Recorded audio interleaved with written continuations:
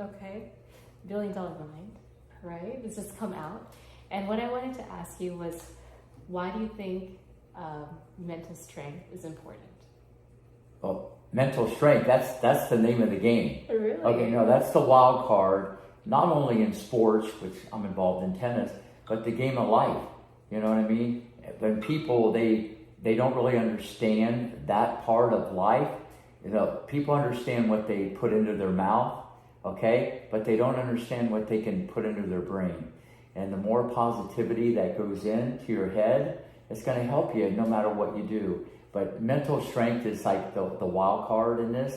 And the more positivity that you have, you're going to get stronger and stronger and stronger every single day. But if you're distracted and you have a lot of negativity and all this other stuff, it's hard to be mentally strong, you know? So it all starts with perspective. You got to put the right stuff into your head, be around the right people, and listen to the right information. That's wonderful. And so that's why this book is important, because it's got the right stuff and the tools to make you positive, right? Yeah. So have you noticed anything in a situation where, you know, people could be stronger mentally and then also win more in life? Have you seen that frequently in tennis players where they... Absolutely. Really? Yeah. No, listen, you know, you feel better about yourself, you're going to do better in anything, whether it be with your diet or how you look or, you know, all that is a big thing, but people, they don't focus on that. But I just think the mind is the wild card. The problem is people, they don't have structure, they don't have discipline, you know, they're just all over the place, and they let other things control them. Absolutely. Instead of them controlling the situation. And that's kind of, that's really the most important thing. You know, I know you need balance, and you got to be diverse, and I get all that stuff, but the mind controls the body, and that's going to be there forever and ever and ever. Absolutely. And so what do you think about people who wake up, and I think a lot of people are wired negatively, right? They have negative thoughts, self-defeating thoughts. They don't love themselves. They criticize themselves, right? And what are your thoughts about how to fix that problem in general? Like, this book is helpful, right? It's one of the tools. Oh, it's a game changer. Yeah. And it's something that kind of gives us practical exercises to fix that. Yeah. But I'm just trying to figure out when people have these like thoughts every day, because I see that in you. You're extremely positive. It doesn't change. And I love this quote. I think one of the quotes I posted on social media was that you talk about training your brain to be positive. Yeah. Is that something you've done your whole life? And how do you do that? Absolutely. But back to the book, okay? This is a roadmap or a blueprint, and it's for anybody, any age, any level. No matter what you do, you can go back day after day, week after week, year after year, and there's so many gold nuggets in there to inspire, to light the fire, to have more desire. You know, there's so many. Everybody that reads this book, I guarantee when you put it down, you're going to do whatever you do better right away. You know, and everybody needs a push. Everybody needs a little motivation, you know. But once again, you have to control things that you can control. Unfortunately, 98% of the world, in my opinion, they let everything control them that they don't have any control over. You know, the only thing you got control over is really your attitude. But we let what we hear, what we read, what we eat, what people say, influence our thoughts. You know, it's a very complex thing when you talk about the brain, you know, but this book can kind of break it down from my point of view than your point of view, which is beyond epic. So, it's like when you wake up in the morning, you know, you shouldn't feel good that, thank God it's Friday. You should wake up and say, thank God it's every day. That's the way you should be looking at it. But we just take things for granted, and people then get back in their comfort zone, which is usually a lot of negativity, and they just let things influence them. And if they would appreciate and have more gratitude and be thankful and say thank you to everybody every day and appreciate the little things, you know, and appreciate what you kind of have instead of what you don't have. And that's what people do, and it brings in negativity, depression. They just go down the wrong path, and they become a creature of habit in that little world. But the one thing you can control is your attitude, okay? And the best of all the rest are the most positive creatures that ever walked the face of the earth. Rick, you're the most positive I've ever met. Seriously, it's the best I've ever encountered in the entire world. I think it's something that I see that you've trained yourself. Well, I not only trained myself, I've kind of been that way my whole life. Really? But then you take pride in it. Yeah. And when you take pride in it and you expect it from yourself and you just refuse to let other things influence you, you become that, and you just keep raising and raising. And that's what anybody who's the GOAT they just keep adding layer and layer. And like Tiger Woods, a perfect example. I remember one time he played 18 holes and he got in a press conference and they said, you missed 16 out of 18 greens, okay? But he goes, yeah, but I one-putted all of them. He doesn't even want to be around negativity in the press conference, and the media can be brutal, So it's that type of environment that people from the outside don't realize. These people are just around positivity all the time to lift themselves to new heights. And then when we get into the greatest of all time level type people, business, sports, or whatever, that's a whole different animal. They take that into diet, they take that into exercise, into visualization, meditation. They take it to so many levels of positivity. And then the people they're around, their family, their friends, everybody wants to be around that type of person. That's awesome. And I like that attitude of refusing to let the negativity come in, or refusing to let other people's negativity or just negative environment influence them. And it seems like they're, I like the word you use, bulletproof. Yeah, right? No, bulletproof. I've always used that my whole life, and I take pride in that, because you're going to deal with problems every day. And if I reacted to every little thing that I had to deal with every day, I'd never get anything done. I could get caught up going down the wrong path. Oh, absolutely. It's like a snowball, right? It's one little thing and then another little thing. Yeah, the ripple effect is more than the actual event. And I just either do it myself, or I don't make a big deal about it. And I just focus on the positive. And but I've taken so much pride in that, I just became that type of person over my lifetime. And it's really made an impact on, obviously, a lot of young players and how they look at the game of life through a very different lens. And I tell everybody, my favorite quote of all time is what you may see is different than Rick may see. So there's a lot of that stuff in the book, and I think people are just going to be blown away, but it can go on forever and ever. This book, you can keep reading it and get so much out of it. It's amazing. Yeah, Rick, there was another thing I liked about the book, and I like, of course, the quotes are really important, but when someone has to pick up a book like this, right, a lot of times they have to be motivated for change. They have to be motivated to get to the next level in life. And of course, people like you and people like me are just inherently motivated, to get up early or eat perfectly and be the best in whatever they do and make sure their mind is optimized. But there are people who are not motivated. And I always wonder, because it seems like, when I talk to you, you're quite challenged by people who are not motivated, the most difficult students, or a professional athlete who's not motivated. I wonder what's your advice for people who need that motivation to actually pick up a book like this? I guess it's hard if you're not in that. Well, first off, you have to want to change. I think everybody says they want help, or everybody wants to change, but you got to be committed to it, and it's not a quick fix. To get to the mountaintop, you got to take the steps, not the escalator.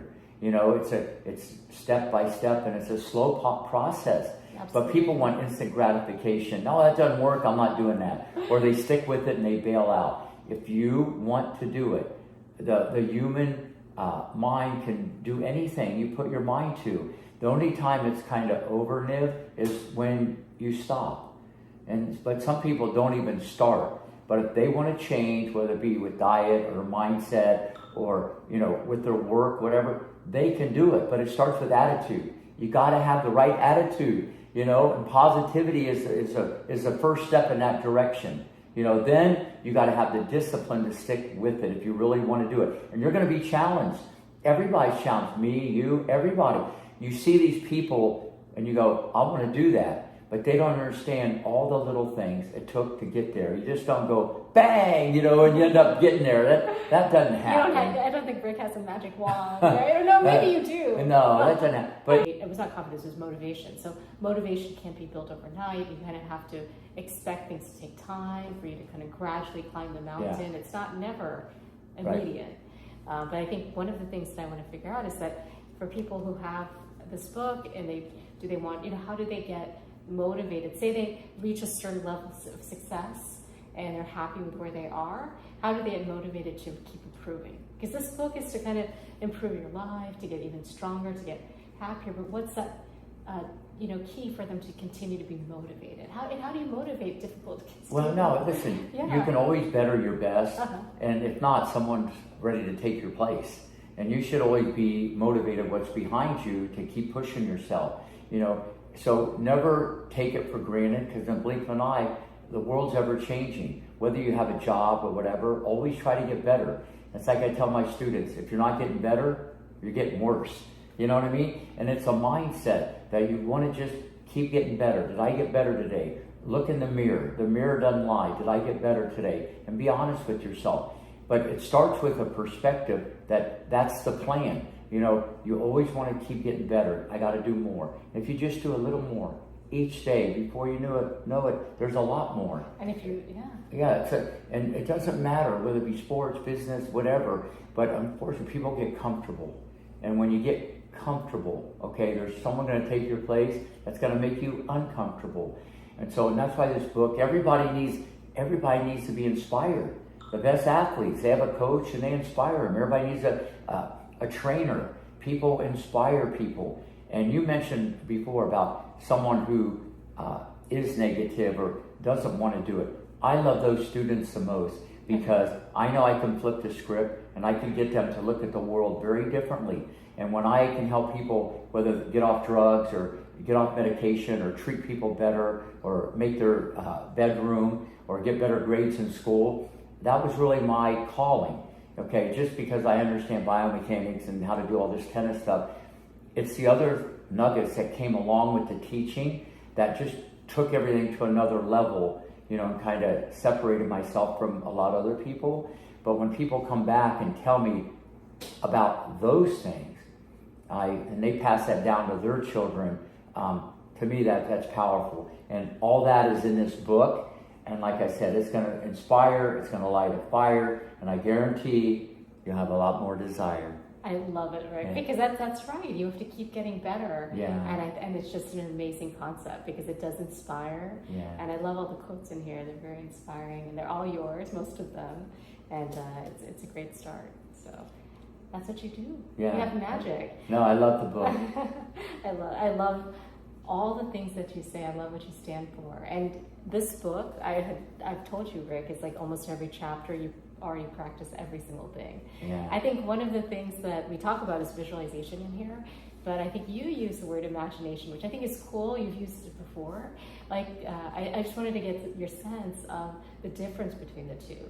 And I don't think we talk much about imagination, but the whole concept of that. Yeah, well, first off, cool. you know, visualization I think is powerful, but people don't like to do it because you're not sweating. It's not like at the gym. You can't feel it. You can't touch it. You can't smell it. Right. You know, it's mental training. But when you can picture it in your mind and add color and make it real, okay, what happens when it's already in your mind like a photograph, and then you go there and you're going to feel calmer because you've been there, done that. And that's why I tell people, play all the out balls, because someday you're going to be there and you'll feel comfortable. It's the same thing, you know, to picture it and make it come true in your head first instead of the other way around. You know, that's more visualizing it, and make it as real as possible. Add crowds, add cheers, add boos, you know, make things uncomfortable so as an athlete, you're prepared for it because you've already been there in your mind instead of that situation. Oh, I need more experience. A lot of these champions already experienced it in their mind long ago before the actual event of 25,000 people or 7 million watching on TV. Imagination is different. What I mean by that, I love kids that have imagination. Some coaches don't get it because they're too adventurous, they're trying low percentage shots, or they're messing around. but to me, that's a gift. And I don't think you should ever squash or, put a kid back for like trying things or having an imagination and creativity. I think that's when the brain opens up and you explore new avenues. Because who are you as a coach or a parent to really know what's inside a child? People don't know what's inside another person. Nobody does. We think we do, and there's experts, and in your field, in my field, but you don't sometimes really know, and they don't even know. And that's why with imagination, I love that stuff. I love creativity. Okay, now, if it's to the extreme where they're not doing the meat and potatoes of the daily things in life or in tennis, that's different. I love imagination because it's been my experience over my lifetime, those players just handle the racket like a magician. Really? It's crazy. Okay, who was your most imaginative player that you had? Or just like you just knew a lot before they went to... Well, someone like Bethany Maddox-Sands in doubles, she was always fiddling with the racket, and really? she was always hitting between the legs, and she would always love to come to the net. She'd do drop volleys. She'd do all these low percentage things, and she was, she's one of the best doubles players of all time in mixed or whatever. Yeah. So I've seen that movie before, but not even in pro tennis. People that play college tennis or people, they just develop these skills, and their mind is always like working for them instead of just vanilla or black and white. I was just going to use the word vanilla because you used that on me when I was training with you. Like you hated the word vanilla. But now you have sprinkles, a lot of sprinkles. I have sprinkles. You made the right decision. I'm glad I passed. So that's great. It's good to know like there's a difference between visualization and then imagination. Yeah. And imagination is more creativity, but both do involve like imagining in the brain, like seeing things in the brain. Maybe. Yeah. But a lot of coaches and teachers,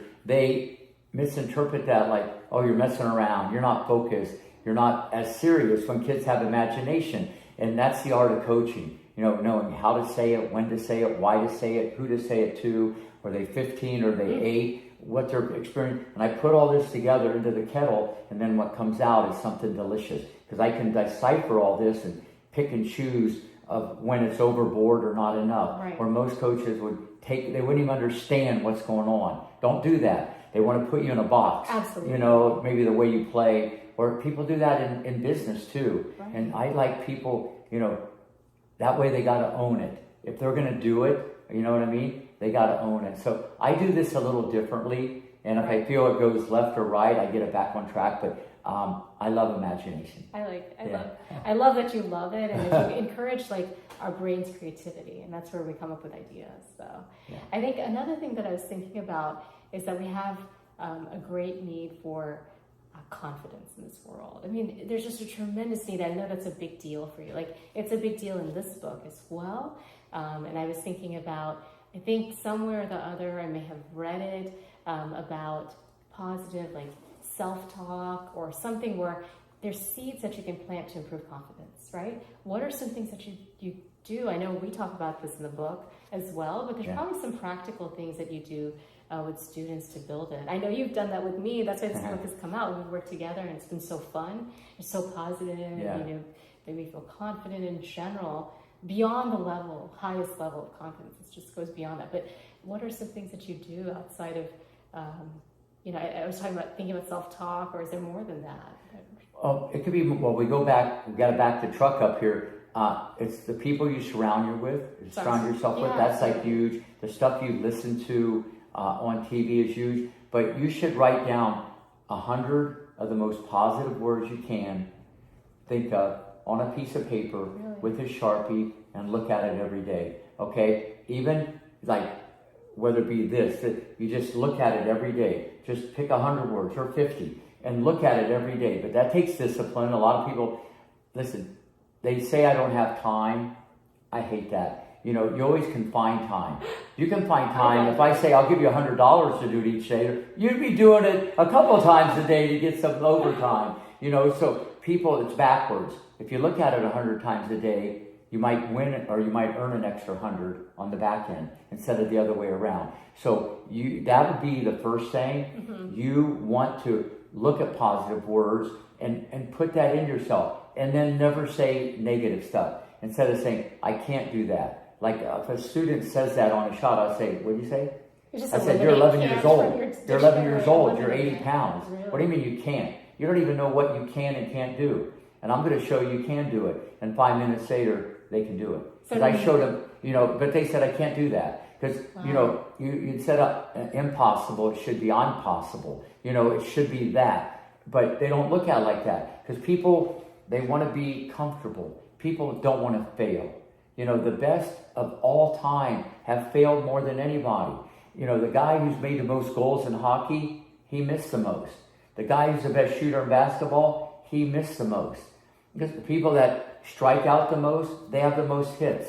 The best quarterback who got intercepted the most, he has the most touchdowns because they tried the most and they failed the most.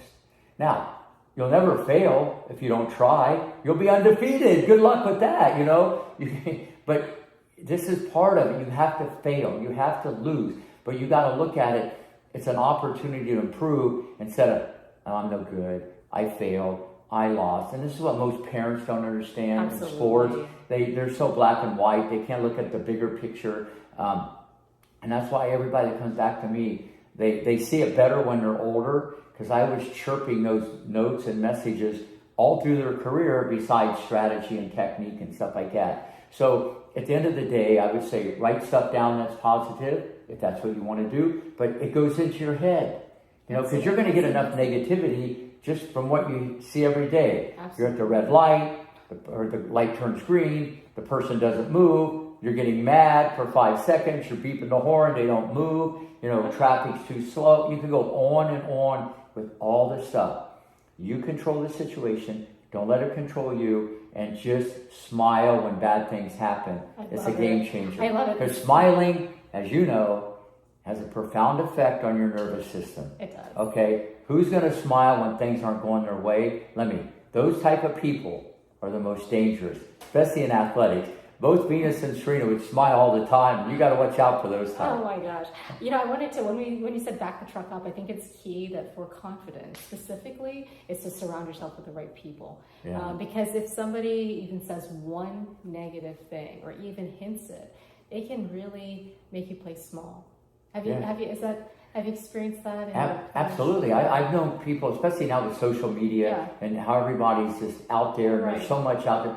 And everybody's a little more sensitive, and which is understandable. Everybody's wired different, and it could ruin someone, or people picking on you and bullying, and you know how things can just ripple out of control. So that's why it's important that you counteract that with all the positive things on a regular basis, because without trying, there's going to be all these subtle things in a daily routine that you're going to deal with that are going to come at you. And if you're kind of bulletproof and you have that and you look at it like it's part of the journey and nothing's going to faze me, that takes a long time to get there, say kind of like myself. Yeah.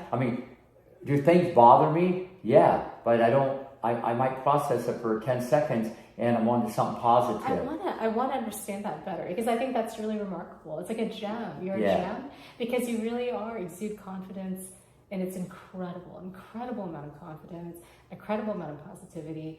And I want to know, I think I tried to ask that earlier a while back, just between you and me. I said, is this confidence something you train yourself to do, or you're just kind of born with it, or, you just over time? Well, no, I think, you can be maybe born with a little bit, but I don't think that's as much a genetic thing. It can be a little bit environmental. Okay. The family can have an impact on that. But let's face it, you can have all that, and one different life experiences, the whole thing blows up like a grenade. How people can influence, other people when you go to school, what you read, college, and so on. But no, confidence is, in my opinion, a choice. You can be very confident in what you do, no matter what it is, if that's your goal. I'm going to be confident. Nothing's going to affect me. It's a mindset also. If you're afraid to get up and speak in front of people, if someone gave you $10,000 to do it and kept giving you that, I bet after 100 times, you'd be more confident than the first time. I see. You'd do it because you're getting paid, but you wouldn't do it, if I tell a kid to get up and give a speech. But I do that, and looking people in the eye and all these things. It's a process. No one was born like these people you see that are just like bang at the top or whatever. It's a process. It's a journey, and they have to fail. But confidence breeds confidence. The more you do it, the confident you're going to get. And that's why being around people, hey, you did a great job. You did a great job. People that can motivate, inspire. And this is kind of what I do. Like Venus probably gave me the best compliment and Serena of all time. She goes, Rick, we were brainwashed to be number one. That meant the world to me. That sounds kind of spooky, something in a laboratory, but it was such a positive environment. Wow. And it was never about a 10-year-old or a 12-year-old. Steffi Graf's going to get that. Hingis is going to get that. Navratilova will get that. And I'm talking to an 11-year-old. That was great. You did amazing. 3 more inches, 10 more pounds. You'll make the shot. There was nothing negative about the training. But you got to have the thoroughbred. You can't have a donkey if you want to win the race. But because I knew what I had. But when they told me that at the after party, it's just like, because that's what I knew. And that was all a part of the journey, that environment that they were put in. That wouldn't have happened in Compton or wherever. Oh, absolutely. And I created it, and I nurtured it every day. And I kept turning up the volume so I could make it better. And it was just a whole different thing. But it takes a leader like myself to inspire young children or other people like that, or that would have never happened. You've inspired me. Inspired us together. You inspired me. This book is the result of all the confidence you've given me and all the, positivity and the positive associations, everything you've done. And you're incredibly amazing and hardworking. So this is a great read. And thank you. No, thank you. This book is a result of you. Billion-dollar mind, but more importantly, a billion-dollar partner. She's the best of the best. Oh, it's the same. Rick is talking to a mirror there because that's you. Thank you. It really is. Thank you. No, and we're going to do many more. Yeah, I can't wait. We have more coming. Yeah. Our last topic here, and this is exactly what you have, Rick, is self-discipline. I mean, I don't know how you do it, but you eat, like for example, your diet. Like you eat the same thing every day. You exercise every day. Like your body's perfection, your health. You just saw the doctor, it's like perfection, right? I mean, you're just on top of it all, and everything is so disciplined because it's just amazing. Yeah. It's inspiring, it's amazing, it's incredible. So how do you do that? Like, how do you lock in a diet for 30 years that just involves chicken and salad and nut bars and popcorn and healthy vitamins? How do you do that? Well, like I have my famous quote of all time is master boring.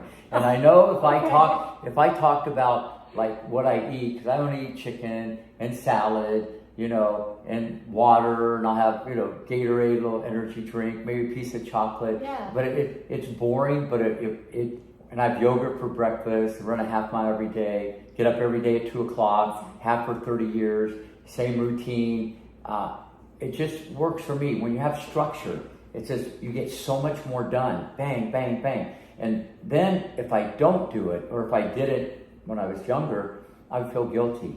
And that's when you're really going to get going, because you're letting yourself down. Because this is all about, locking in and not letting yourself down. So I expect it from myself. Even when it's cold or raining, I still got to get in that half mile. That's the best vitamin. That's the best energy drink, because you're doing it for yourself. And whether it helps physically, I'm sure it does a little bit cardio, it helps mentally. It's just like going to the gym, anybody. Yeah. So the diet part is kind of boring. How do you think it helps mentally? Because you're winning the game of life with yourself. It's almost like if someone eats so much, and then they feel bad, and then the next day they go to the gym, and they try to work it all off or something like that. Or they go, I'm only going to eat a salad, and they put so much stuff on top of the salad, Yeah. It's like, and I'm not saying that's bad. It's whatever you want to do. It's a choice. Everything, Niv, in life is a choice. When people say, why do you get up at 2:00? I say, well, why don't you? And they say, why are you always happy? I go, why aren't you? It's a choice. It's what I choose to do. Wow. It works for me. But how does it affect your mental strength? Because Like having there's to say structure. You know, I just feel I get so much done, and I know exactly what I got to do. And when you don't deviate, right. you know, you can add sprinkles and some more icing and frosting and whipped cream and a cherry. You keep making it better. Mm-hmm. But the base has to be rock solid. And that's my starting point. That's always like worked for me. I've done the same thing for forever. I open up the park every day at 5 o'clock. I'm like a park ranger, you know? I put that on my resume. So no, it's like, it just works for me. And if more people would have structure and a plan to what they're doing. And when you get out of bed, okay, well, first off, if you don't get out of bed, you're not getting ahead. See, I've already beat the competition and done 2 or 3 hours of work where the rest of the people are sleeping. But so what I get from you is that you have this self-discipline. It's incredible. But what it also does is help you, which is the basis of this book, with mind control. Absolutely. The self-discipline helps you control your thoughts. 100%. Right? 100%. So if you eat the same diet, and that's on top the best diet for you. Yeah. If you get up and do the best exercise for you, if you do your work before everyone else, then your thoughts are going to be in a good place, right? And you're going to be happy with yourself, right? 100%. Okay. No, that's it. And all And that that's stuff really what this book is is all the about. stuff's in the book. And, Yeah. you know, I just think people are going to be blown away by this simply because you can read this forever and ever and ever. It's going to be the book, the gift that keeps on giving. It's not like you read a book, okay, I got it. Or you watch a movie, I got it. Even though you read the book again maybe or watch a movie. This is very different. This is an ongoing workbook that you can go in there and work on it. Just one quote for that day will give you energy. And I'll say it again. Anybody who reads this book, they're going to improve. Okay, the minute they put that book down and whatever they do, their mind will be so much different. There's so much in there to help you mentally. You're going to just be inspired to do whatever you do better. And if you get a little sidetracked or a rough day at the office, which everybody has that, okay, me included, you'll handle the rough day and you can turn that rough day maybe into your best day. That's awesome, Greg. And this book is a testament to what you are. You know, you are a $1 billion mind, and it's basically everything you live by. So I'm so glad. So where can everybody get that? Amazon and Barnes and Noble online. You can find it, and it's a game changer. It's a game changer. Book it.